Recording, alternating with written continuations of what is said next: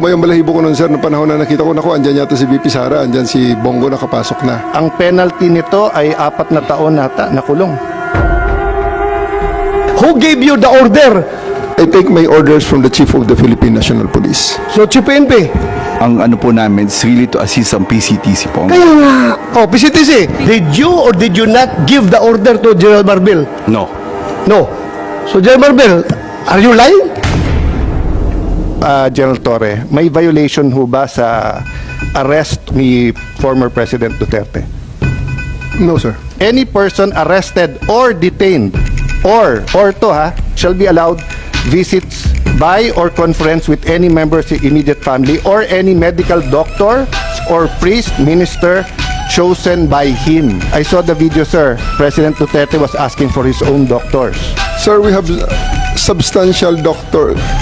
Ang sabi kasi dito, his choice, hindi nyo choice. I saw the video wherein you're saying 2-star, ako na nagdedesisyon, I will not allow VP Sara in. Tama? Yes, sir. Hindi ba siya anak? Nung nakita ko tong batas na to, nakalagay, pag anak, you cannot stop them. Ang penalty nito ay 4 na taon nata na kulong. Bawal na pigilan yung anak na bumisita. So, it's your call to violate the law. Yung doctor suba ni President Duterte certified him fit to travel. It's a part of the procedure for his private doctors for that to do that, sir. It will be the government doctors who will be No, taking that's not that, sir. true, sir. Ang nakalagay ho dito sa batas, it can be his doctors.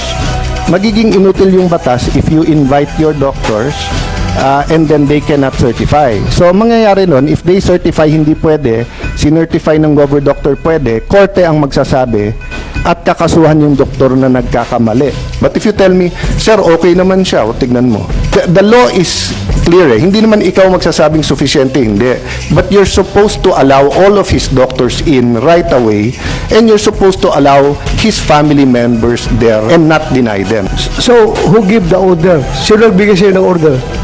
Sir, No, I have a team of you're the deputy one there. there. Wala si SOG doon. Ikaw ang nagkarga sa kanya sa aeroplano.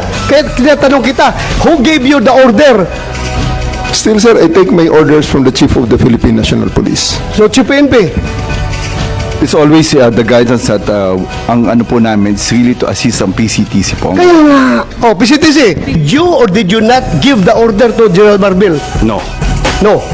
So, General Marbil, are you lying? So I'm not lying, but I just want to have the executive privilege po regarding this matter. This Ay, operational matter. nandito na tayo eh. Executive privilege ka dyan. Bakit naging executive privilege? Kanina, bigla? sinabi mo, PCTC ang nagbigay ng order. Ngayon, mag-executive privilege ka. Kung sino-sino na tinuro mo. That's why we didn't want to attend the last hearing, because this is what we were expecting, ma'am. We didn't want to be bullied. We are not bullying you, sir. Ha? We want the truth.